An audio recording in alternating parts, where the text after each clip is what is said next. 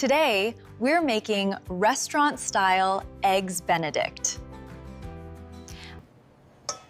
Whisk together a rich and silky Hollandaise sauce. Toast the muffins and cook the bacon until golden.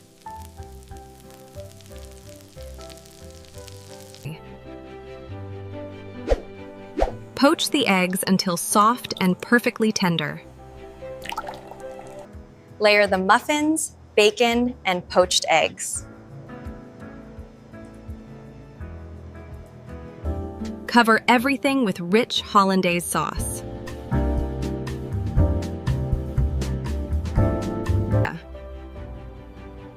Cut into the center and watch the yolk flow.